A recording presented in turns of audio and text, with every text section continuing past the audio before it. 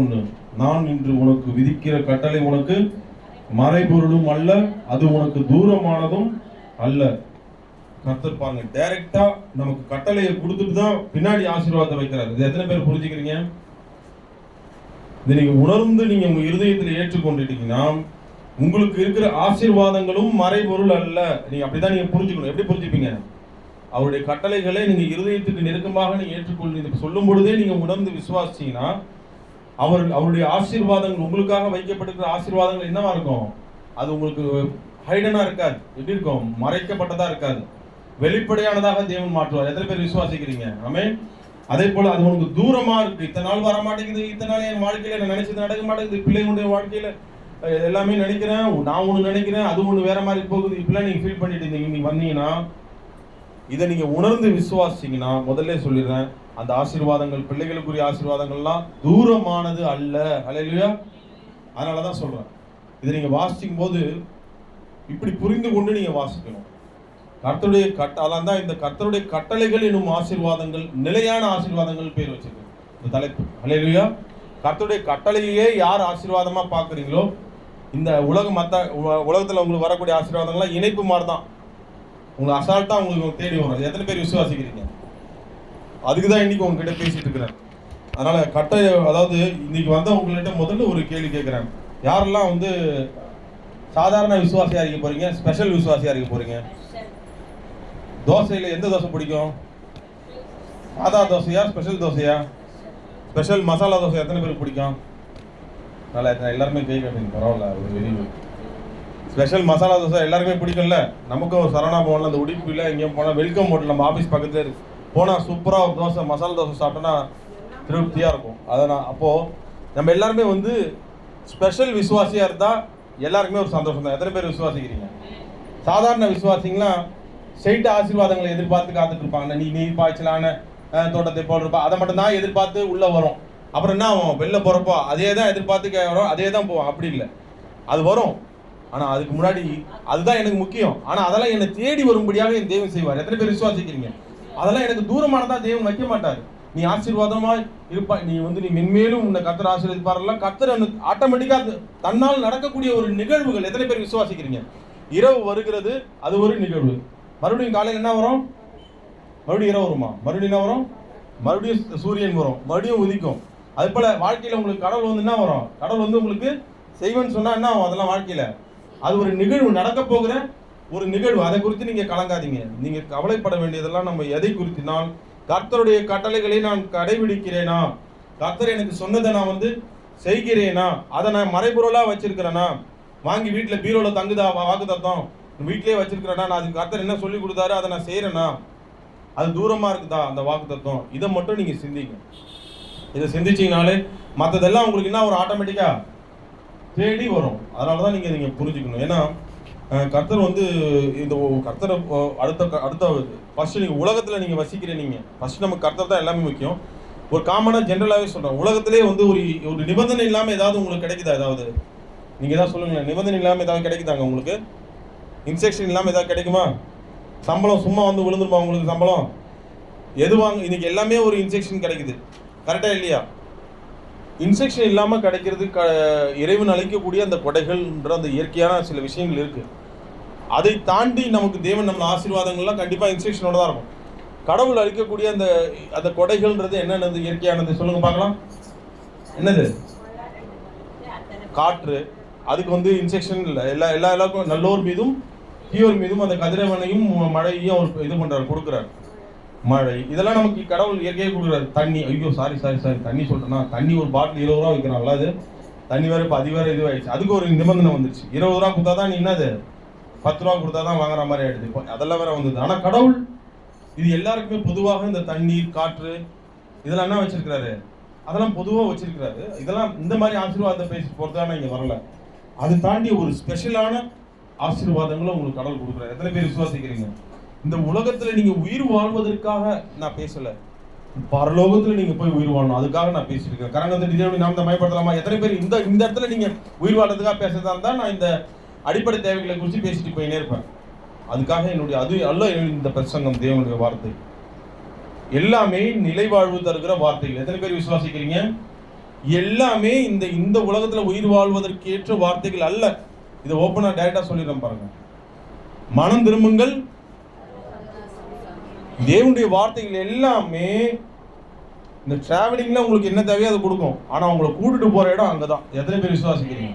அதனால இந்த கர்த்தருடைய கட்டளைகளை நம்ம இது பண்ணோம்னா நம்ம மனசுல என்ன பண்ணோம், நிபந்தனை இல்லாம எதுவுமே நமக்கு கிடைக்காது. உலகத்திலே நீங்க பாருங்க, நிபந்தனை நம்ம சம்பளம் வந்து மாசம் மாசம் சம்பளம் வந்துட்டே இருக்கும். மாசம் மாசம் செல் எடுத்து பார்ப்போம், எந்தெந்த டேட்டு வந்தா சம்பளம் வந்து கரெக்டா வந்துருமா வந்துடாதா? வேலைக்கே போகாம 2 மாசம் வந்து மாசம் மாசம் நான் பார்ப்பேன், அப்படியே சம்பளம் வந்தா விழுமா? என்ன விடும்? ஜியோ ரீசார்ஜ் முடிஞ்சுன்னு தான் விடும். என்ன விடும்? கரெக்டாக நான் சொன்னது விழுமா வராது? என்ன விடும்? கரண்ட் பில்லு கட்டுன்னு வரும். ஏன் 2 மாதம் போகலன்னா என்ன? இதெல்லாம் வந்து ஆட்டோமேட்டிக்காக உங்களுக்கு வரும். ஆனால் சம்பளம் வருமா? வராது. அதுக்கு நீ என்ன பண்ண? நிபந்தனை என்ன நிபந்தனை? உடைக்கணும். அது உலகத்தில். ஆனால் தேவன் நம்மளை வந்து கடினமான ஒரு காரியங்களெல்லாம் உங்களுக்கு கொடுக்கல. எனக்காக இது பண்ணு அது பண்ணா அவர் ரொம்ப அதிகமான உங்களுக்கு கட்டளைகளை கொடுக்கல. தேவனுடைய கட்டளைகள் எல்லாமே வந்து பார்த்தீங்கன்னா உங்களுக்கு எளிதானவைகளாக உங்களுக்கு இருக்கின்றன. எத்தனை பேர் விசுவாசிக்கிறீங்க? அவைகள் ரொம்ப உங்களுக்கு பாரமானவைகள் இல்லை. கர்த்தரை முழு மனதோடு அவரை பின்பற்றணும், முழு மனதோடு பிறர் மீது அன்பு கூறணும். ஏதாவது ரொம்ப கஷ்டமாக கொடுக்குறாரா? இல்லை. அதனால் இன்னைக்கு அந்த கட்டளைகளில் நீங்கள் இந்த மாத வாக்குத்தத்தம், மே மாத வாக்குத்தத்தம் எதுக்காக இப்படி கடவுள் கொடுக்குறாருன்னா, நீங்களும் நானும் அதை நம்ம தூரமாக வைக்கவே கூடாது. மறைபொருளாக அதை நாம் வைக்கவே கூடாது. அப்படி நீங்கள் புரிஞ்சுக்கணும்னா நீங்கள் ஃபஸ்ட்டு நீங்கள் என்ன பண்ணணும்னா அதை உங்கள் இருதயத்துக்கு நெருக்கமாக வைக்கணும். இது அன்றைக்கி அதுக்கு 2 பாயிண்ட் தான் வச்சு பேச போகிறேன். நம்ம அது இருதயத்துக்கு நெருக்கமாக வைக்கணும். அது தூரமாக வச்சா என்ன மைனஸ் அதை பார்க்குறோம். இருதயத்துக்கு நெருக்கமாக வைக்கணும். அதுக்கு என்ன பண்ணணுன்றதை நான் பேச போகிறேன். தெய்வம் தான் நம்மளை நடத்தணும். ஃபஸ்ட்டு நம்ம இருதயத்துக்கு நெருக்கமாக வைக்கணும்னா நம்ம அந்த வேதத்தை நம்ம அதிகமாக நேசிக்கணும். எத்தனை பேர் புரிஞ்சுக்கிறீங்க? ஃபஸ்ட்டு நம்ம அந்த வேதத்தை என்ன பண்ணணும், அந்த கட்டளைகளை நேசிக்கணும். அது மறைபொருளாக இல்லாமல் அது தூரமானதாக வைக்காமல் இருக்கணும்னா நம்ம வந்து அதுக்கு அருகாமையில் நம்ம வைக்கணும்னா நம்ம இருதயத்தின் அருகையிலே அதை வைத்துக்கணும் அந்த வார்த்தைகளை. அதனால தான் பாருங்கள், நீதிமொழிகள் எடுத்துக்கொள்ளுங்க. அந்த வார்த்தை 3ஆம் அதிகாரம் எடுத்துங்க. நீதிமொழிகளை நிறைய படிப்பினைகளை கடவுள் நமக்கு சொல்லி தருகிறார். இருந்தாலும் வந்து அதில் ஒரு சில வார்த்தைகளை நான் உங்களுக்கு சொல்கிறேன் பாருங்க. நீதிமொழிகள் 3ஆம் அதிகாரம் எடுங்க.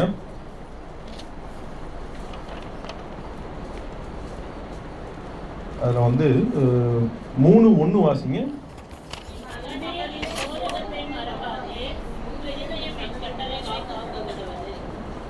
இருதயம் எங்கிருந்து?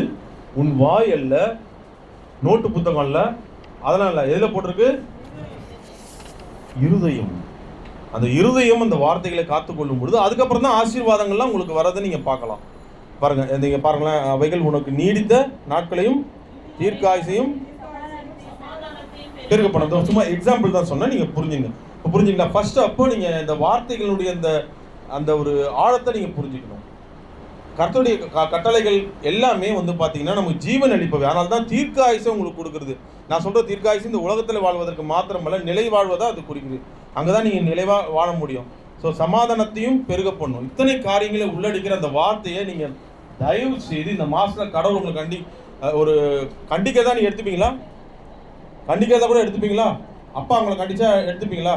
இந்த வார்த்தை மூலமாக கண்டிக்கிறாருன்னு கூட எடுத்துங்க. அதனால தான் மம்மி ரோமர் அதிகாரம் 1 16 இன்னைக்கு ஹோம்ஒர்க் கொடுத்துட்டாங்க பாருங்க. அதை நீங்க என்ன பண்ண, எல்லாருமே நம்ம வாசிக்கணும். கண்டிக்கிறார் நம்மள. எந்த ஒரு தகப்பன் தன்னுடைய பிள்ளையை சிச்சிக்கிறானோ அவன் மேல அதிகமா கர்த்தர் சிநேகமா இருக்கிறாருன்னு அர்த்தம். அப்ப நீங்க தயவு செய்து தினமும் நம்ம வேதத்தை வாசிக்கிறதுல அவர் அதிகமாக அவர் எதிர்பார்க்கிறார். ஏன்னா அவர் பேசுற இடம் எங்க வேதத்தின் மூலமாக அவர் பேசுவார். எத்தனை பேர் விசுவாசிக்கிறீங்க? உங்களுக்கு தேவையான வார்த்தைகளை வேதத்துல கொடுப்பார். நீ இருதயத்தில் பதிந்து கொள்ளும் பொழுது எங்கேயாவது பஸ்ல போயிட்டு வந்தா கூட மனக்கவலைகள்ல உன்னோட பேசுவார். நீ பயப்படாதே, நான் உன்னோட இது பண்ணுவார். நீ காலையில கூட 3:30 மணிக்கு திடீர்னு எழுப்பி விட்டுட்டு ஸ்தோத்திரம் மனசுக்குள்ள அந்த வார்த்தைகள் அப்புறம் கொஞ்ச நேரம் அவர் பிரைஸ் பண்றதுக்கு ஒரு பலன் கொடுத்தார். அப்ப அது காரணம் அந்த மனசுக்குள்ள அந்த வார்த்தைகள் உங்களுடைய பேசிக்கிட்டே இருப்பார். எத்தனை பேர் விசுவாசிக்கிறீங்க? ஓகேவா? அதனால நீங்க இன்னைக்கு அந்த வார்த்தைகளோட அதிசயங்களை பார்க்கணும். சங்கீதம் 118 எடுங்க. இன்னைக்கு வந்த நாம எல்லாருமே நீ பல தேவைகளோட வந்திருப்பீங்க, அது எனக்கு தெரியும். ஆனா அதுல உள்ள அதிசயங்களை நீங்க பார்க்கணும். சங்கீதம் 118 119 18.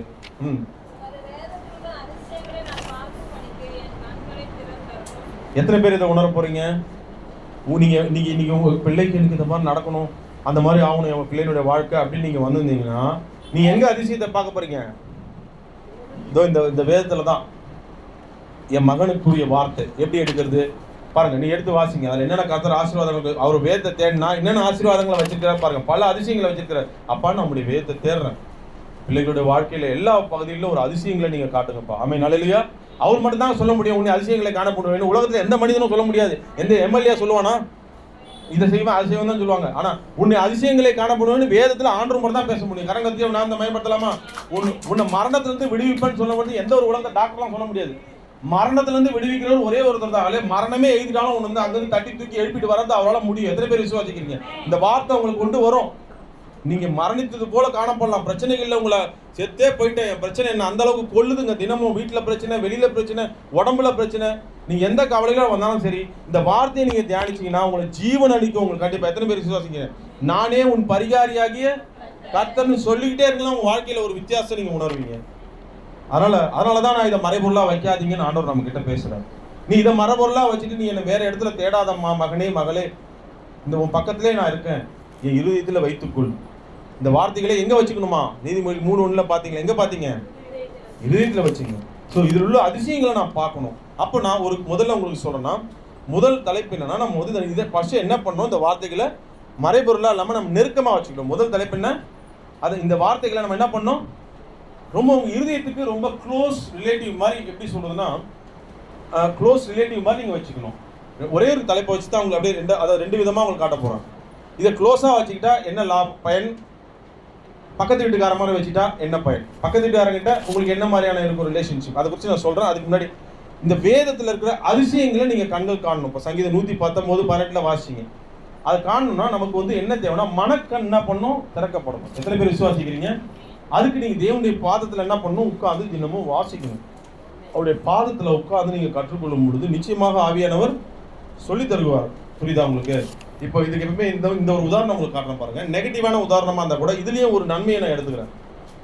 பிசாசு ஆதி காலத்துல ஏவாளை ஏமாற்றும் பொழுது அவன் கண்களை திறந்து ஒரு கண்கள்ல ஒரு காரியத்தை கொடுத்தான், பதிய வச்சான். என்ன சொல்லுங்க பார்க்கலாம்? அந்த கனிகள் இருக்கு, அந்த கனி மேல என்ன வச்சான் அவனுக்கு? அந்த பிசாசு எந்த வடிவில் வந்தான் சொல்லுங்க பார்க்கலாம்? சிங்கம், பூனை, எந்த வடிவில் வந்தான்?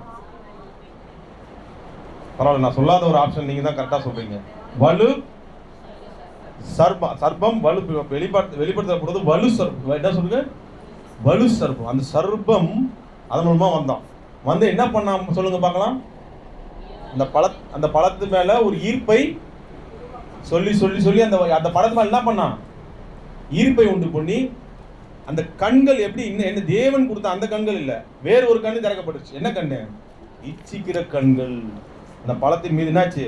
இச்சிக்கிற கண்கள், அது சாப்பிடணுன்ற எண்ணம், இதெல்லாம் கொடுத்து எது கொடுத்துச்சு? அந்த பேச்சு வந்து அவனை அப்படியாக அந்த ஏவாளை மாற்றினது, சாப்பிட வச்சுது. இது நெகட்டிவான எக்ஸாம்பிள் தான். இன்னைக்கு நான் வந்து இதை பாசிட்டிவா நான் எப்படி இதுல இருந்து நான் என்ன கத்துக்கிறேன்னா, அந்த வலு சர்ப்பமே அப்படி வந்து ஒரு பழத்தின் மீது ஒரு ஈர்ப்பை கொடுத்து உங்களை எப்படி பண்ணுதுன்னா, இன்னைக்கு நீங்க கர்த்தருடைய வார்த்தையை நீங்க உண்மையா அந்த வலுவான வார்த்தை எத்தனை பேர் விசுவாசிங்க? அது வலு சர்ப்பம், அது வந்து நெகட்டிவா, ஆனா இது வலுவான வார்த்தை. எத்தனை பேர் விசுவாசிக்கிறீங்க? எத்தனை பேர் விசுவாசிக்கிறீங்க? இது வலுவான வார்த்தை, உங்களை வலுப்படுத்துகிற வார்த்தை. இந்த வார்த்தைக்கு நீங்க இடம் கொடுத்தீங்கன்னா, சங்கீதம் 119:18 படி அதுல இருக்கிற அதிசயங்கள் கண்ணு உங்களுக்கு திறந்துடும். எத்தனை பேர் விசுவாசிக்கிறீங்க? அந்த கண்ணு திறந்தது வந்து உலகமே அழிவுக்குள்ளாக போறதுக்கு காரணமா இருந்துச்சு. பாவம் உள்ள நுழைஞ்சுது. இந்த கண்ணு நீங்க திறந்துக்கிட்டீங்கன்னா ஜீவனளிக்கும் அந்த காரியங்களை நீங்க பெற்றுக்கொள்வீங்க. கரங்களை தட்டி நான் மயப்படுத்தலாமா? அது மறைபொருளா இருக்காது. இந்த கண்ணு திறந்துருச்சுன்னா திறக்கிறதுக்கு இடம் கொடுங்க. வலு சர்ப்பத்துக்கு இடம் கொடுத்தாங்க. இன்னைக்கு கிறிஸ்துவின் மூலமா பிதாவுக்கு நெருக்கமானவரா நம்ம இருக்கோம். எத்தனை பேர் விசுவாசிக்கிறீங்க? அந்த வார்த்தையின் ஆழத்தை கர்த்தருடைய ஆவியினர் சொல்லி தருவார். நீங்க இந்த வார்த்தையை வலுவான வார்த்தையா நீங்க விசுவாசிங்க. எத்தனை பேர் விசுவாசிக்கிறீங்க?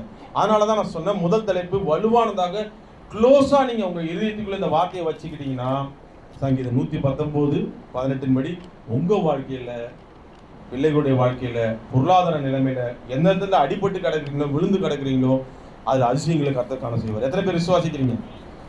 தாடா சம்பாதிச்செல்லாம் வந்து இப்படி போகுது, பாக்கெட்ல போட்டா இந்த பாக்கெட்ல போற மாதிரி இருக்கு அப்படிலாம் நீங்க நினைக்கலாம். அது எல்லாவற்றையும் ஆண்டவர் மாற்றி போடுவார். எத்தனை பேர் விசுவாசிக்கிறீங்க? எல்லா பகுதிகளிலும், வேலை ஸ்தலத்துல, உடம்புல வியாதியிலிருந்து கூட விடுதலை, எல்லாவற்றிலும் விடுதலை தருவார். எல்லாமே ஒரே பேக்கேஜ். நீங்க சொல்ல வேண்டிய வேதம் தான் நமக்கு. எத்தனை பேர் விசுவாசிக்கிறீங்க? அப்ப நீங்க இதை மறைபொருளா வைக்காதீங்க. நான் சொன்ன அந்த ஒரு வலு சர்ப்பத்துக்கே அப்படின்னா தீமை செய்யறதுக்கு அதுவே அவன் கண்ணை திறந்துடுறானா, இது நன்மை வழங்குகிற வார்த்தை. எத்தனை பேர் விசுவாசிக்கிறீங்க? இந்த வார்த்தையை நீங்க விசுவாசி உங்க அகக்கண் திறக்கப்பட விட்டு கொடுத்தீங்கன்னா பல அதிசயங்களை நீங்க பார்த்து ஏவாள் எப்படி அந்த பழத்து மேல இச்சை வந்ததோ உங்களுக்கு இந்த வார்த்தையின் மீது இச்சை வந்துடும். எத்தனை பேர் விசுவாசிக்கிறீங்க? இந்த வார்த்தையின் மீது ஆசை வந்துடும். ஐயோ இந்த வார்த்தையில இவ்வளவு இருக்கா. ஒரு கட்டத்துல அந்த மகதலேனா மரியாதை மாதிரி அவர் பார்த்து விட்டுட்டு போகவே மாட்டீங்க. என்னை விட்டு எடுபடாத நல்ல பங்கை தெரிந்து கொண்டேன்ற மாதிரி நீங்க வாழ்க்கை மாறிடும். ஹல்லேலூயா. இன்னைக்கு அதுதான் நீங்க பெறணும்னு கடவுள் விரும்புறார்.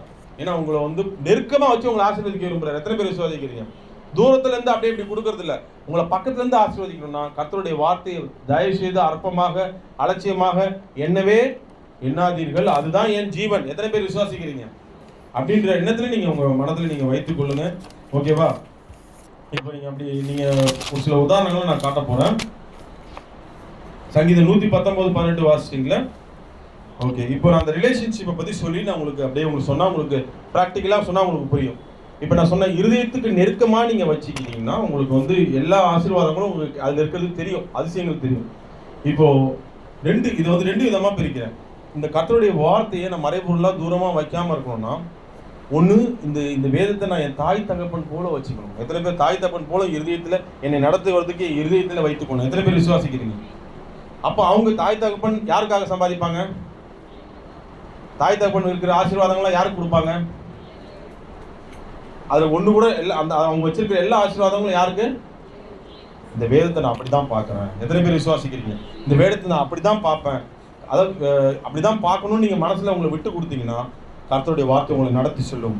நான் உனக்கு போதித்து நீ நடக்க வேண்டிய வழியை உனக்கு காட்டுவேன், உன்மேல் என் கண்ணை வைத்து நான் உனக்கு. நீங்க பக்கத்து இதுல இன்னொரு ரிலேஷன் பத்தி பேச போறேன். இன்னைக்கு நான் எதுவா இருக்கிறேன்னு திங்க் பண்ணிட்டீங்கன்னா நம்மளை சிந்திச்சு நம்ம பந்தியில ஒப்பு கொடுக்கலாம். இன்னொரு ரிலேஷன்ஷிப் இருக்கு, ஹாய் பாய். என்ன சொல்லுங்க பார்க்கலாம். இன்னொரு ரிலேஷன்ஷிப் இருக்கு. அந்த ஹாய் பாய்ன்ற ரிலேஷன்ஷிப் யார்கிட்ட இருக்கு?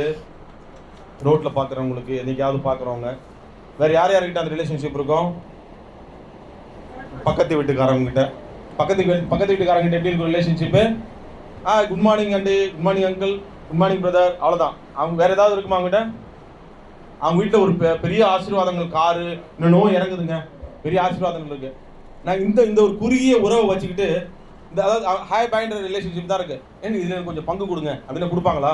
உங்க கார்ல எனக்கு கொஞ்சம் பங்கு கொடுங்க என்ன கொடுப்பாங்க? முதுகுல தான் நல்லா. ஏன் கொடுக்க மாட்டாங்க? அவங்களுக்கு நீ யாரு? ஹாய் பாய்ன்ற ரிலேஷன்ஷிப் தான். நீ போய் அவங்க வீட்டில் போய் இஷ்டத்துக்கு போய் சோபாவில் உட்காந்து டிவி ரிமோட் வச்சுட்டு நல்லா இருக்குப்பா நியூஸ் எல்லாம் அடிக்க என்ன பண்ணுவாங்க? ஒரு இங்கே வந்து உட்காந்துருக்காரு அப்படின்னு யோசிப்பாங்க. ஏன்னா நீங்க யாரு? நீங்க எப்படி இருக்கீங்க? அந்த ரிலேஷன்ஷிப் எப்படி இருக்கு? நான் அதுதான் உங்களுக்கு மென்ஷன் பண்றேன்.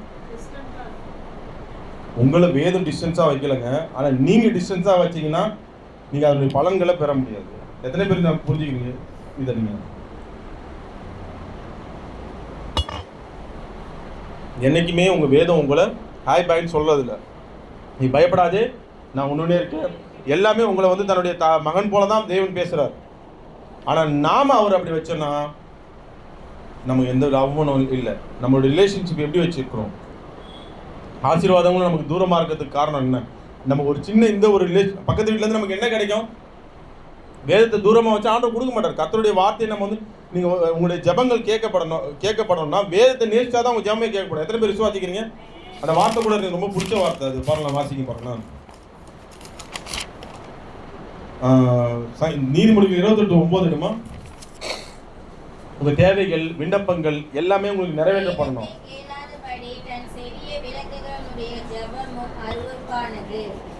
இதை நான் சொல்லுங்க. பக்கத்து வீட்டுக்காரங்க அவங்க வீட்டில் போய் நீங்க உரிமை கொண்டாடினீங்கன்னா, வேதத்தை நேசிக்காம அவருடைய வார்த்தையை நீங்க வெறுத்து தூரம் வச்சுட்டு நீங்க போய் நேசிங்கன்னா பக்கத்து வீட்டில் எப்படி உங்களை அனுப்பிச்சு விடுவானோ அதே மாதிரி தான் ஆட்டோமேட்டிக்காக அவங்களுடைய ஜெபங்கள் கேட்கப்படாது. இதை புரிஞ்சுக்கிறீங்களா எத்தனை பேர்? இன்னைக்கு பக்கத்து வீட்டுல இருந்து உங்களுக்கு என்ன கிடைக்கும்? உங்களுக்கு ரிலேஷன்ஷிப்பை காட்டி தான் உங்களுக்கு இதை காட்ட போறேன். ஒரு தாய் தகப்பன் கிட்ட இருந்து அம்மா உங்களுக்கு ஊட்டி கூட விடுவாங்க. வயசானா கூட என்ன பண்ணுவாங்க? பெரிய பையனாட்டானா என்ன பெரிய பையன் அப்போ கூட அம்மா பாசமா உங்களுக்கு தாய் தகப்பன் ஊட்டி விடுவாங்க. அந்த அன்பை காட்ட தான் செய்வாங்க. ஆனா பக்கத்து வீட்டில் போய் அந்த அன்பை நம்ம எதிர்பார்க்க முடியுமா? முடியாது. பக்கத்து வீட்டில் என்னென்ன கிடைக்கும் ஒரு காமனா சொல்றேன் பாருங்களேன். அந்த மாதிரி தான் உங்களுக்கு வேதத்திலிருந்து ஆசீர்வாதம் கொஞ்சம் கொஞ்சமா கிள்ளி கிடைக்கும். நீங்க ஏதோ ஆலயத்துக்கு வரீங்க, பின்பற்றுறீங்க 30 வருஷமா, அது கொஞ்சம் கொஞ்சமா தான் கிடைக்கும். அந்த மாதிரி கொஞ்சம் கொஞ்சமா இருக்கிறதுலாம் சாதாரண விசுவாசி. நான் முன்னாடியே சொல்லிட்டேன், யார் ஸ்பெஷல் விசுவாசியா இருக்க போறோம்? யார் ஸ்பெஷல் விசுவாசி? என்னங்க எல்லாருமே எங்கேயோ சிந்தனை இருக்கீங்க. சிக்கன் மேல மனசு போதா? என்னது வேதத்தை நேசிக்கிறவங்க, கர்த்தருடைய வார்த்தையை உட்கொள்றவங்க தான் ஸ்பெஷல் விசுவாசி. ஓகேவா? இந்த பட்டும் படாமல் போகிறவங்களுக்கு என்ன கிடைக்குன்னா, அந்த பக்கத்து ரிலேஷன்ஷிப்பில் அவங்க ஒரு காரியத்தை காட்டுற பாருங்க. அவங்ககிட்ட நமக்கு என்னென்ன நன்மைகளும் கிடைக்கும், ஆனால் எல்லாமே என்ன கிடைக்கும், ஒரு உரிமை உள்ளதான் நமக்கு கிடைக்காது. இப்போ பாருங்களேன், நீங்கள் ஏதாவது ஒரு பக்கத்தில் என்ன கிடைக்கும், குழம்பு பரிகாரம் பாருங்க, பலகாரம் என்ன சொன்னேன், பலகாரம் கிடைக்கும். அவங்களுக்கு ஏதாவது ஃபங்க்ஷன் வந்தாலும் கொடுப்பாங்க, பலகாரம் கிடைக்கும். வேற என்ன கிடைக்கும், ஏதாவது ஃபங்க்ஷன் வச்சா கூப்பிடுவாங்களா, அந்த மாதிரி சில. அப்புறம் வேற ரொம்ப ஏதாவது முக்கியமான நேரங்கள் தான் உங்களுக்கு சில விஷயங்கள் உங்களுக்கு கிடைக்கும். குழம்புலன்னா அம்மா கொஞ்சம் குழம்பு அந்த நேரம் கொத்தமல்லி அந்த மாதிரி சின்ன சின்ன விஷயம் தான் கிடைக்கும். ஆனால் இந்த மாதிரி தான் நீங்கள் ஆமாம், உங்களுடைய ரிலேஷன்ஷிப்பை பொறுத்து தான் உங்களுக்கு அதற்குரிய பலன்களும். இதை முதல்ல எத்தனை பேர் விசுவாசிக்கிறீங்க? கடவுளுடைய வார்த்தைகள் எல்லாம் நீங்கள் வச்சிருக்கிற ரிலேஷன்ஷிப்பை ரொம்ப கம்மியாக இருந்துச்சுன்னா, வேதத்தை நேசிக்கிறவர்களுடைய ஜபங்கள் தான் கர்த்தர் என்ன பண்ணுறாரு கேட்குறாரு. வேதத்தை நீங்கள் ஒரு டிஸ்டன்ஸ் வச்சு மெயின்டைன் பண்ணிட்டு போனீங்கன்னா அந்த ஜபத்தை கர்த்தர் கேட்க மாட்டார். நாளடைவில் அந்த ஜபமே அவருக்கு அருவருப்பா போயிடுதான். இது எத்தனை பேர் நீங்க புரிஞ்சுக்கிறீங்க? அந்த வார்த்தை மறுபடியும் நீதிமொழி 28:9 நீங்க நல்லா கவனித்து பாருங்க. ஃபர்ஸ்ட் கேட்காம இருக்கிறீங்க, உங்க செவியே நீ விலக்கிட்டேன்னு வச்சுக்கீங்க, அந்த ஜபமே அருவருப்பானதா போயிடும். நான் சொல்றது புரியுதா உங்களுக்கு? அப்போ உங்க ரிலேஷன்ஷிப் எப்படி இருக்கணும்? தாய் தகப்பன் போன்று இந்த வேதத்துக்கிட்ட நம்ம வச்சுக்கணும். ஓகேவா? அப்படி வைத்துக் கொள்ளும் பொழுது அது உங்களை வாழ்நாள் முழுவதும் நடந்து செல்லும், முதிர் வயதிலும் உங்களை தாங்கும், ஏந்தும் தப்புவிக்கும். இதை எத்தனை பேர் விசுவாசிக்கிறீங்க? அதனால இன்னைக்கு வந்தவங்க கடவுள் நம்ம கிட்ட பேசுற வார்த்தை, ரிலேஷன்ஷிப் நம்ம எப்படி வச்சோம் அதை பொறுத்து தான் அதை மறைபொருளா வச்சிருக்கிறேன்னா இல்லை தூரமா வச்சிருக்கிறேன்றதே வெளிப்படும். இன்னைக்கு நீங்க ஒருவேளை இந்த 4 மாதங்கள் முடிந்து 5வது மாதத்துல வந்திருக்கிறீங்க, நீங்க எப்படி இதை எடுத்துக்கிறீங்கன்னு எனக்கு தெரியல. இவ்வளவு நாள் இந்த 4 மாசம் 5 மாதம் நான் வந்து வேதத்தை நான் வந்து சரியா வாசிக்காம ஒரு டிஸ்டன்ஸை வச்சு மெயின்டைன் பண்ணிட்டு இருக்கேன். எனக்கு ஒரே வாழ்க்கை ஃபுல்லா அளவாயுதுப்பா, ஒரே பிரச்சனைக்கு மேல பிரச்சனையா வருது. எங்கேயாவது போய் மாந்திரிக்கிறதுக்கு இல்லை எங்கேயாவது போய் பாஸ்ட் தீர்க்கதரிசி போய் பார்க்கணும் நீங்க வந்தீங்கன்னா தயவு செய்து உங்க மனநிலையை மாத்தீங்க. இன்னைக்கு தேவன் உங்களோட கூட என்னோட கூட பேசுறாரு. எத்தனை பேர் விசுவாசிக்கிறீங்க? வேதத்தை நீ தள்ளி வச்சிருக்கிற மகனே மகளே, அதனால தான் உனக்கு நீ நினைக்கிற காரியங்கள் தள்ளி போகுது. ஓப்பனா நான் சொல்லுவேன், நீ வேதத்தை தள்ளி வைக்கிறதுனால தான் உன்னை நீ நினைக்கிற காரியங்கள் நீ நடக்காம போகுது. இதுக்கு வந்து நீ இன்னொரு தீர்க்கதரிசியை தேட வேண்டியதில்லை. நீயே உன் நிதானித்தாலே நீயே ஒரு தீர்க்கதரிசியா அந்த தேவன் உங்ககிட்ட பேசுவார். எத்தனை பேர் விசுவாசிக்கிறீங்க? வேதத்தை கேளாதபடி என் செவியை விலக்கி நான் மனுஷனுடைய வார்த்தைகளையும் அவனுடைய ஆறுதல்களையும் நான் தேடிட்டு ஓடிட்டு போனேன்னா என்னுடைய ஜெபம் கர்த்தருடைய பார்வையில வேண்டாம். அதான் அந்த தயவுசெய்து வாசிங்க. நீதிமொழிகள் 3ஆம் அதிகாரம் எடுங்க, 5ஆம் அதிகாரம் வாசிங்க. உன் வாழ்க்கையில உங்க பிரச்சனைகள் சீரடையணும்னா, உன் பாதைகள் செவ்வைப்படணும்னா,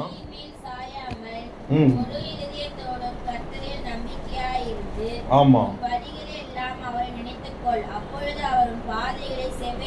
அதான் முன்னாடி நீங்க வாசிங்க. இருதயத்தில் அந்த கட்டளைகளை பதித்து கொள்ளும் பொழுதுதான் இந்த ஆசீர்வாதங்கள்லாம் உங்களுக்கு கிடைக்குது. அந்த ஆசீர்வாதங்களை தடை செய்கிற காரியங்களையும் இந்த நீதிபதிகள் 3ஆம் அதிகாரம் தெளிவாக நமக்கு காட்டுகின்றன. அந்த ஆசீர்வாதங்களை தடை செய்கிற காரியம் என்னன்னா, உன் சுய உனக்கு நீடித்த ஆயுசை தரேன், கிருபையும் சத்தியமும் உன்னை விட்டு 3ஆம் வசனம் வாசிங்கன்னா, கிருபையும் சத்தியமும் உன்னை விட்டு விலகாதிருப்பதாக நீ அவைகளை உன் கழுத்திலே பூண்டு அவைகளை உன் இருதயமாகிய பலகையில் எழுதி கொள்பா, எல்லாம் பண்ணு. அப்பொழுது நீ தேவனுடைய பார்வையிலும் மனுஷனுடைய பார்வையிலும் என்ன போடப்பட்டிருக்கு, நற்புதியையும் பெறுவாப்பா. இத்தனை ஆசீர்வாதங்கள் இருக்கு. ஆனா அந்த ஆசீர்வாதங்களை கெடுத்து கொள்ற காரியம் ஒண்ணு இருக்கு. உன் சுய புத்தியின் மேல் சாயாதே.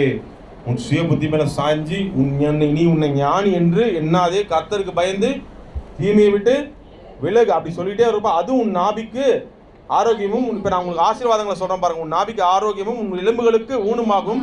கீழே வாசியம் வந்தா அப்ப எல்லா ஆசீர்வாதங்களும் உங்களுக்கு சொந்தமாகுது. வீட்டில் நான் அப்புறமா கடைசியில் சொல்றேன். இப்போ நான் இப்போ கான்செப்டை புரிஞ்சுட்டீங்களா? நீங்க ரிலேஷன்ஷிப் எப்படி இருப்பீங்க வேதத்தோட? ஒரு தாய் தகப்பன் போல அவங்க என்ன நடத்துறோம். அவங்களுக்கு எனக்கு எது நல்லதுன்னு அவங்களுக்கு இந்த வேதத்துக்கு தெரியும்.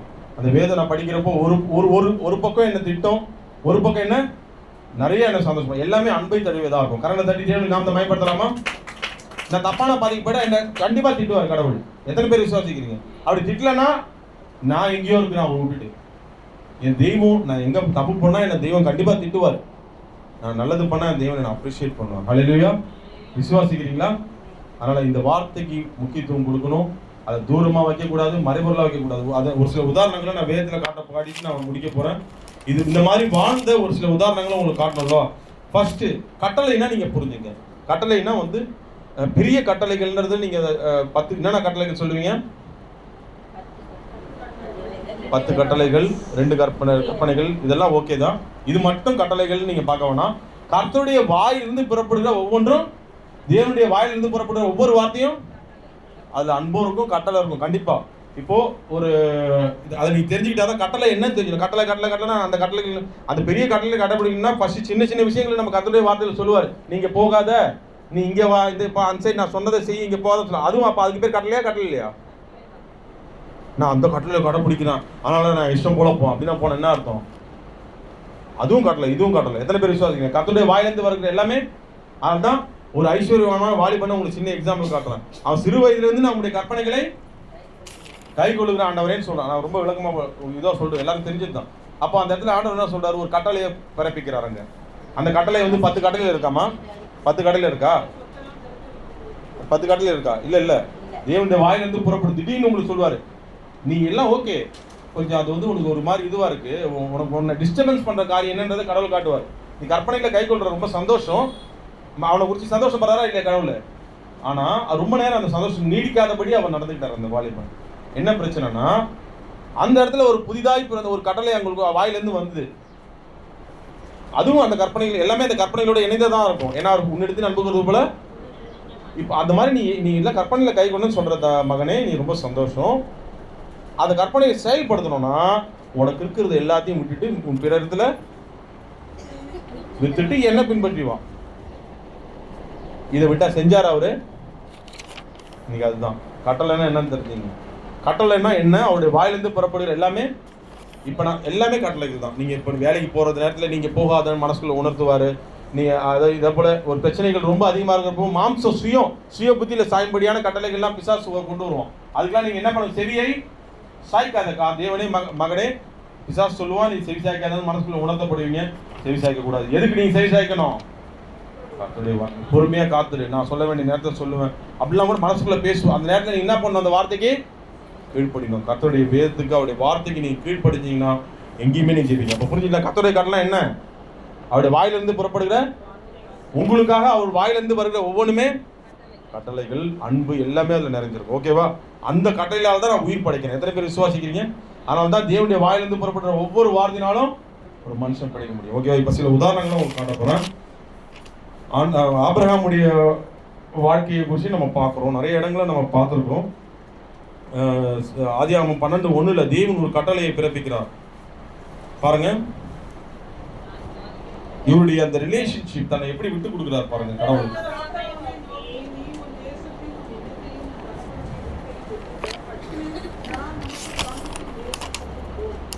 நான் உனக்கு காண்பிக்கும் இது ஒரு கட்டளை. ஹல்லேலூயா. இந்த கட்டளைகளை அவர் எந்த அளவுக்கு உள் வாங்குறாருன்றது நீங்க கவனிங்க.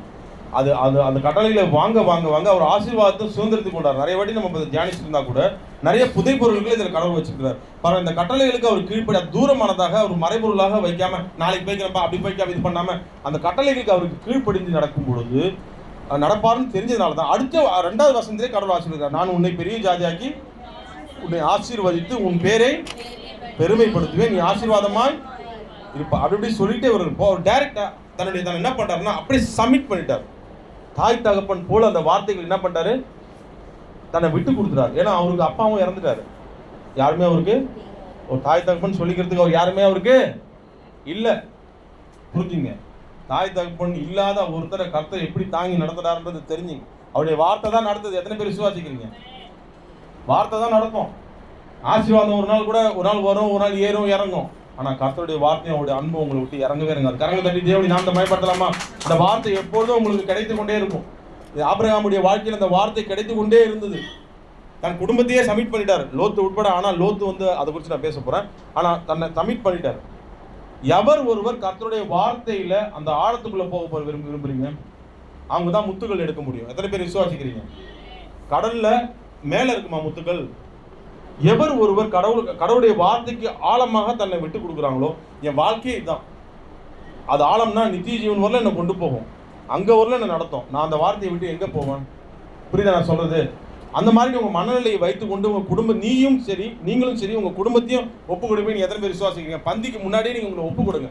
நான் இது வரலும் ஏதோ கடமைக்காக வாசிச்சுட்டு இருந்தேன் அப்படின்னீங்கன்னா, இன்னைக்கு என்னையும் என் குடும்பத்தையும் சேர்த்து அர்ப்பணிக்கிறேன்னு சொல்லுங்க அந்த வார்த்தைக்கு. எத்தனை பேர் விசுவாசிக்கிறீங்க? தைரியமா நம்பி அந்த வார்த்தைக்கு உங்களை விட்டு கொடுக்கலாம். உங்களை ஒருபோதும் அந்த வார்த்தையை கைவிடாது. துன்ப சூழ்நிலையிலையும் உங்களை காப்பாற்றும் அந்த வார்த்தை தான். இன்னைக்கு நான் சொல்றேன், இங்க இந்த தகுதியற்று இங்க நின்று பேசுறேன்னு, இந்த வார்த்தை தான் என்ன பலப்படுத்தி நிக்க வச்சு பேச வச்சுட்டு. என்னுடைய சுயபலனோ கொடுத்த இதெல்லாம் அதை வச்சு நான் பேசவே மாட்டேன். அதெல்லாம் தெய்வம் கொடுக்குற கிருபை. தெய்வத்தினுடைய அருள் தான் என்ன பேச வைக்குது, அவருடைய வார்த்தை தான் என்ன பேச வைக்குது. கரங்க தட்டி அவன் நான் தான் பயப்படலாமா? அதனால எத்தனை பேர் ஆழத்துக்குள்ள போக விரும்புறீங்க? அவங்க தான் ஸ்பெஷல் விசுவாசி. ஹல்லேலூயா. இந்த மேல இருக்கிறாங்க பாருங்க, கடல்ல கொஞ்சம் யோசிச்சு பாருங்க. மேல என்னென்ன இருக்கும் கொஞ்சம் யோசிச்சு பாருங்க. அலை இருக்கும். கடல் மேல இருக்குமா? கடல் உள்ள அலை ஓடுமா? எங்க அலை ஓடும்? வாழ்க்கையில கர்த்தருடைய வார்த்தையை மேலோட்டமா படிக்கிறவங்களுக்குள்ள பிரச்சனைகள் இருக்கும். மேலோட்டமா அப்படியே நமக்கு தேவையான மட்டும் எடுத்துட்டு மேலோட்டமா தியானிச்சிருந்தீங்கன்னா உங்க வாழ்க்கையில பிரச்சனைகள், அலைகள் வரும். வாழ்க்கையில பிரச்சனை என்ற அலைகள் ஏன் வருது? வாழ்க்கையில கர்த்தருடைய வார்த்தையை உள்ள ஏற்றிக்கணும். எத்தனை பேர் விசுவாசிக்கிறீங்க? இந்த காதுல வாங்கிட்டு இப்படியே நீங்க போக கூடாது. நீங்க கர்த்தருடைய வார்த்தையை கேட்கறதுனால சில பலன்கள் கிடைக்கும். மேலேயும் பலன்கள் இருக்கு. மேல என்ன இருக்கும்? சின்ன சின்ன மீன்க மாட்டோம். ஆழத்துல போடு வலைய என்ன போற கடவுள்லாம் சொல்ற வார்த்தை. பெரிய பெரிய மீன்கள் எங்க வரணும்? நான் குட்டி குட்டி ஆசீர்வாதம் மேலே கிடைக்கிறது மட்டும் போதும் ஆண்டவரே. ஆனால் பிரச்சனைகளோட வலியோட அந்த அலைகளோட நான் வாங்கிக்கிறேன் ஆண்டவரே அப்படின்னு இத்தனை நாள் இருந்தீங்கன்னா, அதுக்காக இன்னைக்கு இந்த வார்த்தை மாத வாக்குத்தத்தம் வரல. நான் ஆழத்தில் இறங்க போறேன். என்னையும் என் குடும்பத்தையும் ஒப்பு கொடுக்க போறேன். கரங்களை தட்டி தேவன் நாம் மயப்படுத்தலாமா? என்னையும் என் குடும்பத்தையும் ஒப்பு கொடுக்க போறேன். அந்த ஆழத்தில் இறங்கி தான் அந்த முத்துக்களை நான் எடுக்க போறேன். ஏன்னா வேதத்தில் உள்ள அதிசயங்களை சங்கீதம் 119:18 படி அந்த அதிசயங்களை காணும்படி என் கண்களை நீங்க இறங்கணும். அந்த வார்த்தையை தூரமா வைக்கக்கூடாது. அப்பதான் அந்த ஒரு ஆபிரகாமுடைய வாழ்க்கையில நீங்க பாருங்களேன், அவருடைய வாழ்க்கையில நீங்க தொடர்ந்து இந்த வார்த்தைக்கு நான் ஒப்பு கொடுக்க சில காரியங்களை உங்களுக்கு காட்ட போறேன். உடனே ஆசீர்வாதங்களை அவர் சுதந்திரிச்சுக்கிறாரு. ஆதியாகமம் 13:6 வாசிங்க.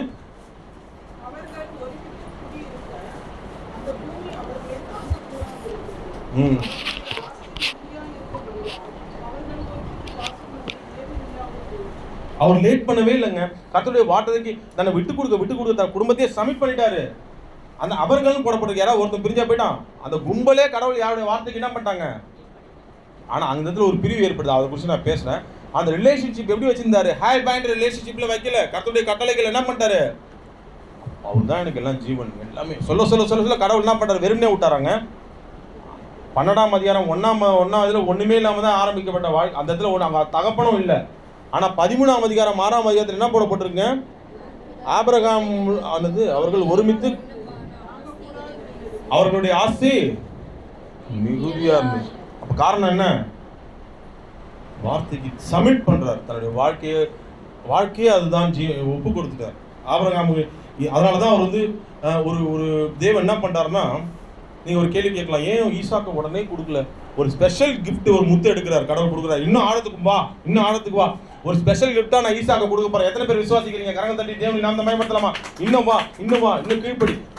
ஆபிரகாம் குறித்து பார்க்கும்போது 2 விஷயத்துல ஸ்பெஷலா இருப்பாரு. ஒன்னு விசுவாசல, இன்னொன்னு என்ன?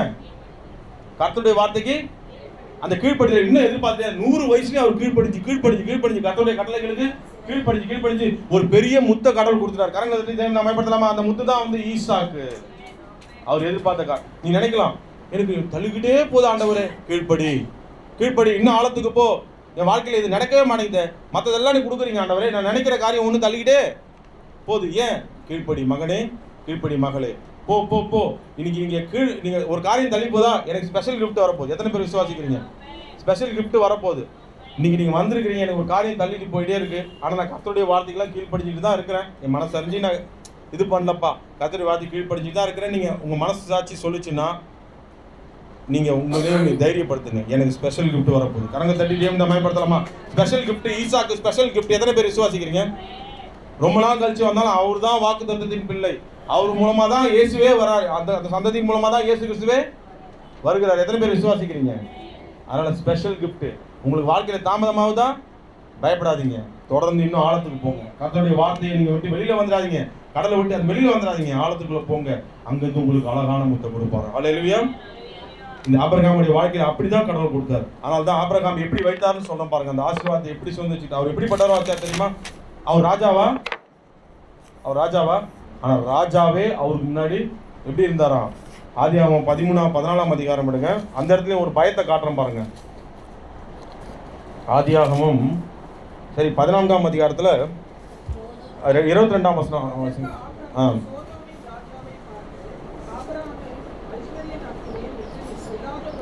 ஆ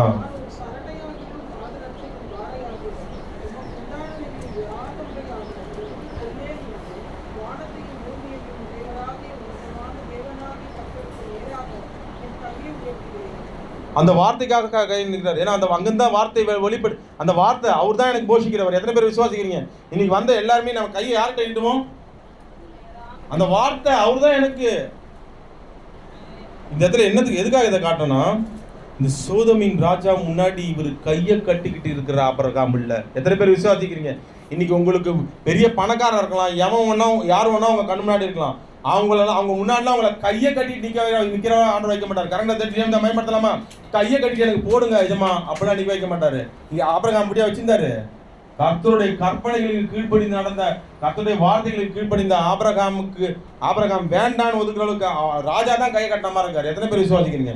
இதை எடுத்துக்கப்பான்னு சொல்றாரு. ஆனா இந்த மாதிரி உங்களை வைக்கணும்னு ஆண்டு விரும்புறாரு. எத்தனை பேர் விசுவாசிக்கிறீங்க? ஒரு தலை நிமிர்ந்த வாழ்வை உங்களுக்கு கொடுக்க விரும்புறாரு. எப்பேற்பட்ட பெரிய பணக்காரன், அவங்க சொந்தக்காரன் பெரிய எவ்வளவு பெரிய ஆளாவனா இருக்கலாம், அவங்க முன்னாடிலாம் தேவன் உங்களை தலை குனிய வைக்க மாட்டார். எத்தனை பேர் விசுவாசிக்கிறீங்க?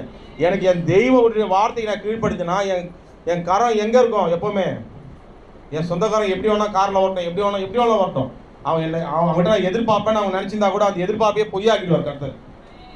அதான் என்னப்பா இவன் என்ன ஒரு திமிரா இருக்கான், அவங்கள பார்த்து சொல்லலாம். அது திமிரு இல்லை. கர்த்தர் ஆகிய அந்த தெய்வத்துக்கு மாத்திரமே என் கரங்கள் அவரை நோக்கி மாத்திரமே நீ இருக்கு. எத்தனை பேர் விசுவாசிக்கிறீங்க? அதுக்கு காரணம் அந்த வார்த்தையை நான் தூரமா வைக்கக்கூடாது. ஆபிரகாம் அந்த வார்த்தையை தூரமா வைக்கவே இல்லை. நீங்க நல்லா கவனிக்கணும். இந்த இடத்துல நீங்க இன்னொரு விஷயத்தையும் நோட்டீஸ் பண்ணணும். அந்த பணத்தை அந்த சோதோமின் ராஜா கொடுக்குற அந்த காரியங்களை அவர் அவாய்ட் பண்ணதுக்கான காரணம், அப்பவும் கர்த்தருடைய வார்த்தைக்கு அவர் பயப்படுறார். எத்தனை பேர் விசுவாசிக்கிறீங்க? ஏன் பயப்படுறார் சொல்லுங்க, ஒரு காரணம் சொல்லுங்க. சோதோமின் ராஜா கொடுத்ததை கடவுள் அவர் ஒரு ரீசன் சொல்லிட்டாரு. நான் வானத்துக்கு நேரம் அவருக்கு தான் எனக்கு மெயின், நீங்க தரது எனக்கு வேணாம். நீங்க தரதுல இன்னொரு காரணமும் இருக்கு. என்னன்னு சொல்லுங்க பார்க்கலாம். அவர் நேர்மையான ராஜா கிடையாது. அவர் எப்படிப்பட்ட ராஜா? அந்த 14ஆம் அதிகாரத்துல ஒரே ஒரு நிமிஷம் 13ஆம் அதிகாரம் 14ஆம் வசனம் வாசிங்க. 13ஆம் வசனம் வாசிங்க. 13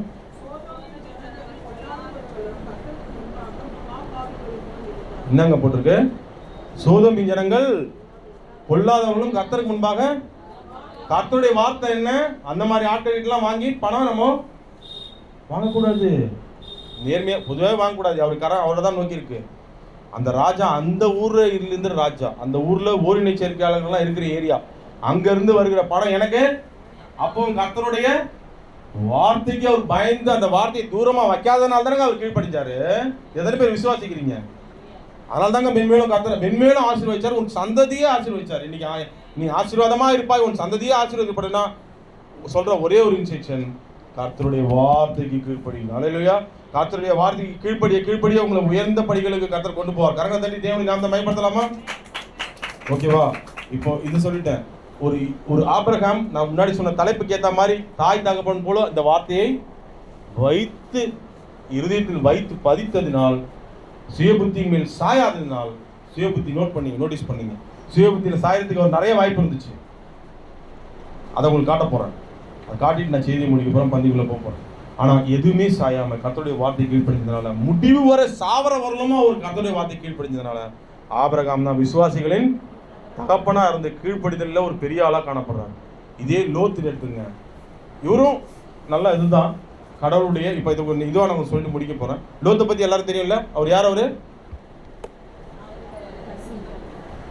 ஆபிரகாமுடைய சகோதரருடைய மகன், நாகோர் தானே அவருடைய மகன். அந்த லோத்து நல்லா தான் ஆரம்பிச்சுட்டு வந்துட்டு இருந்தாரு. போப்போ என்னார் அவரு? அது எப்படின்னா, இவர் எப்படி தெரியுமா? இவர் நீதிமான் தான்.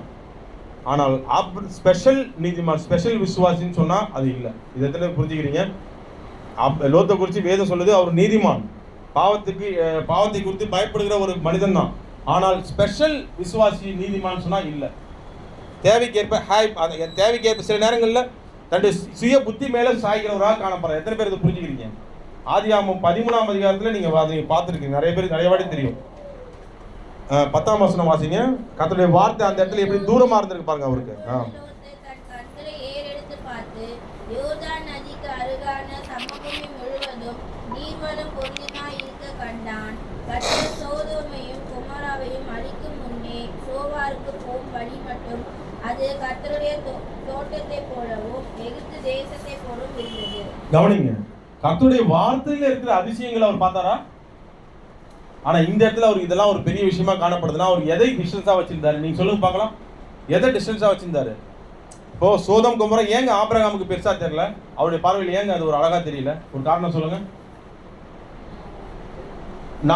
அதே போல திசைகளும் அவருக்கு பெருசா தெரியல. நீ இந்த திசைக்கு போ, அந்த திசைக்கு போ, நீ எங்க போனாலும் எனக்கு தெரியல, என் தெய்வம் என்ன. உங்ககிட்ட ஒரே ஒரு கேள்வி கேட்கிறேன், ஏன் அவருக்கு இந்த மாதிரி லோத்துக்கு இருக்கிற கண்கள் ஆபிரகாமுக்கு இல்ல? இல்ல, அவர் ஆல்ரெடி சங்கீதம் 119:18 அவர் ஃபாலோ பண்ணிட்டு இருக்காரு. எத்தனை பேர் இதை விசுவாசிக்கிறீங்க? சங்கீதம் 119:18 படி அவர் வாழ்ந்துகிட்டு தான் இருக்கிறார். எத்தனை பேர் நம்புறீங்க? கர்த்தருடைய வார்த்தையிலிருந்து வருகிற ஒவ்வொரு அதிசயங்களும் ஒரு வாழ்க்கையில பார்த்துட்டு தான் இருக்கிறாரு. ஒண்ணுமே இல்லாம வந்த நீ இங்க போ அங்க போ, நான் ஆண்டவருடைய வார்த்தை கீழ்ப்படிச்ச என்ன நடந்தது? செல்வ சீமானா என்ன மாற்றி வச்சிருக்கிறாரு. இப்படி எல்லாம் பண்ணிட்டு வர வரும்போது திடீர்னு எனக்கு ஒரு சோதம் கொமரா வந்தான்னா எது வந்தானே அது எனக்கு பெருசா எனக்கு, ஏன்னா நான் தேவனுடைய வார்த்தையை தூரமா வைக்கல, தேவனுடைய வார்த்தையை இருதயத்துக்கு நெருக்கமா வச்சிருக்கிறேன். எனக்கு இன்னும் அழைப்பு வரல, உன்னை விட்டு நான் பிரிச்சு விடுறேன். ஏன்னா சண்டை நமக்குள்ள வந்துடக்கூடாது. ஆனா போகிறது எந்த இடம்ன்றதை குறித்து எனக்கு அழைப்பு எங்கிருந்து வரல. நல்லா கவனிங்க, எனக்கு வார்த்தை எங்க இதுவெல்லாம் நடத்தின வார்த்தை எனக்கு மறுபடியும் என்ன பண்ணல, வரல. அப்ப நான் என்ன பண்ணோம்? நீ எந்த திசையில வேணாலும் போ, நீ வனாந்திரத்தை, நீ நல்ல செழிப்பான இடத்த கூட நீ தெரிவு செஞ்சுட்டு போ.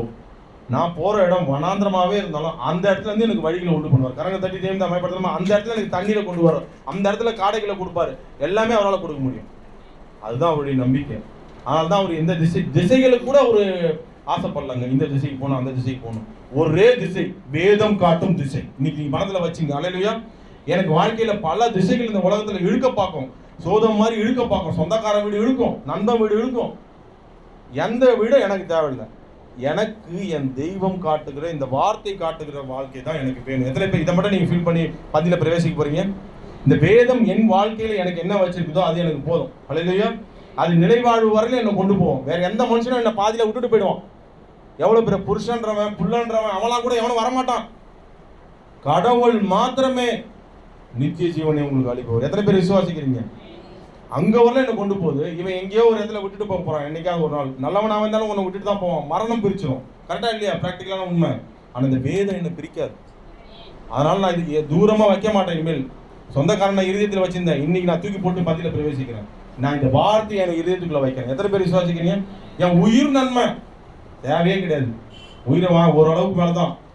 ஏன் அவெல்லாம் எனக்கு காப்பாற்ற போறதில்ல. இந்த வார்த்தை என்னை காப்பாற்றும். ஹல்லேலூயா.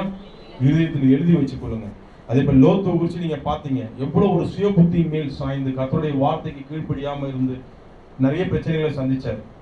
ஏன்னா அவர் தன்னுடைய குடும்பத்தை சமிட் பண்ணல, ஒப்பு கொடுக்கல. ஆனா ஆபிரகாம் தன்னுடைய குடும்பத்தை அந்த வார்த்தைக்கு சமிட் பண்ணார். அவர் குடும்பத்தை ஒப்பு கொடுக்காதனால என்ன நடந்தது? கர்த்தருடைய வார்த்தை அவருக்கு மட்டும் இருந்தது, பயபக்தி இருந்துச்சு.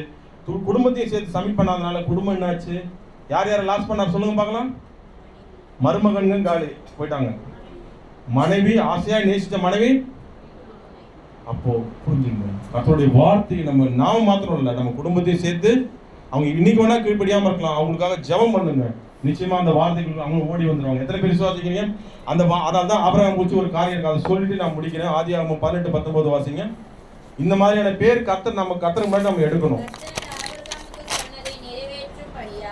அவன் தன் பிள்ளைகளுக்கும் தனக்கு பின்வரும் தன் வீட்டாருக்கும் நீங்கள் நீதியையும் நியாயத்தையும் செய்து கர்த்தருடைய வழியை காத்து நடவுங்கள் என்று கட்டளையிடுவான் என்பதை அறிந்திருக்கிறேன். தேவனுக்கு இந்த மாதிரி ஒரு நம்பிக்கை நம்ம கொடுப்போமா? நம்பிக்கையை கொடுப்போமா? ஆபிரகாம் அந்த நம்பிக்கை கொடுத்தாரு. காத்து நடப்பாங்க, அப்படி சந்ததிக்கு அவன் சொல்லுவான் அப்படின்ற நம்பிக்கை வைக்கிற அளவுக்கு ஆபிரகாம் நல்ல பேர் யார்கிட்ட எடுத்தாரு. ஆனா லோத் அந்த மாதிரி எடுக்க முடிஞ்சுதா? நீங்க நம்ம ஸ்பெஷல் விசுவாசியா இல்ல சாதாரணமான விசுவாசியா இருக்குமா? கர்த்தருடைய வார்த்தையை தூரமா வச்சீங்கன்னா அப்பப்போ பாட்டு எனக்கு தேவைக்கு மட்டும் நான் சந்திச்சுக்கிறேன். நான் ஸ்பெஷல் சாதாரண விசுவாசி. ஸ்பெஷல் விசுவாசி எப்ப யார் தெரியுமா? தாய் போல தகப்பன் போல இருதயத்தை ஏற்றுக்கொண்டு ஆபிரகாம் போல அதை பின்பற்றி தான் குடும்பத்துக்கும் சொல்லுவான்ற நம்பிக்கையை கடவுளை கொடுக்குறான் பாருங்க, அவன் தாங்க ஸ்பெஷல் விசுவாசி. கரங்களை தட்டி தேவனை நாமத்தை பயன்படுத்தலாமா? மத்தேயு 13:13 தயவுசெய்து வீட்டில் போய் வாசிங்க. கர்த்தருடைய வார்த்தை இன்னைக்கு பேசியிருக்கிறேன். நம்ம இருதயம் இன்னைக்கு எப்படி இருந்திருக்குது? பாறை போல இருந்திருக்குதா? கேட்டும் கேளாதவர்களாகவும் உணர்ந்து கொள்ளாதவர்களாகவும் இருக்கிறபடினால் நான் ஓமைகளோட. அப்ப அந்த ஓமைகள்லாம் என்ன அர்த்தம்? அந்த ஜனங்கள்லாம் எதுக்காக வந்திருக்கிறாங்க அங்க? கர்த்தருடைய வார்த்தை, ஜீவன் அளிக்கக்கூடிய வார்த்தை பரத்தை குறித்த காரியங்களுக்கு மட்டும் இல்ல, பரத்தை குறித்த காரியங்களுக்கு வரல, உலகம் சார்ந்த அற்புதங்களுக்காக என்னது அவர் எனக்கு விடுவிப்பாரு, அதுக்கு மட்டும் தான் அங்க வந்திருக்கிறாங்க. அதனாலதான் கடவுள் ஆசீர்வாதங்களை மறைபொருளாக தான் வச்சு பேசுறாரு, ஓமைகளாக பேசுறாரு. இன்னைக்கு உங்களுக்கு ஆசீர்வாதங்கள் ஓமைகளாக ஒரு மறைபொருளா இருக்குதா? அது ஏன் என்னால் அதை பெற முடியாம இருக்குது, எனக்கு புரியாம இருக்குதா? ஆசீர்வாதம்னா நான் கட்டளைகளை தூரமா வச்சிருக்கேன். எனக்கு அந்த சீக்கிரட் ஓபன் பண்றாரு. எதனால என் ஆசீர்வாதம் தள்ளி போகுதுன்னா, என் கட்டளைகளை நான் என்ன பண்ணிருக்கேன், தூரமா வச்சிருக்கிறேன். இனிமேல் அந்த மாதிரி நம்ம வைக்காதபடி. இந்த இந்த ஓமையிலே வருகிற வார்த்தை எனக்கு ரொம்ப பிடிச்சது தெரியுமா? நல்ல நிலத்தில். அந்த மத்தேயு 13 நீங்க வாசிங்க, 13 முன்னாடி தான் நீங்க வாசிங்க. மத்தேயு 13 முன்னாடி தான் வருது. நல்ல நிலத்தில் விதைக்கப்பட்டவர்கள் போல இன்னைக்கு நம்ம கடந்து போகணும். எத்தனை பேர் விசுவாசிக்கிறீங்க? இன்னைக்கு பேசின வார்த்தைகள் ஒவ்வொன்றும் உங்க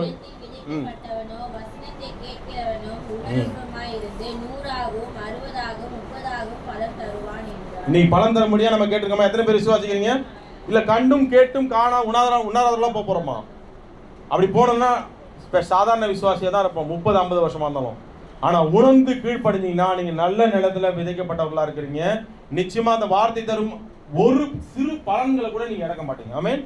அந்த விசுவாசத்தோட கூட உங்களை கர்த்தர் மேலும் ஆசீர்வதிப்பாராக.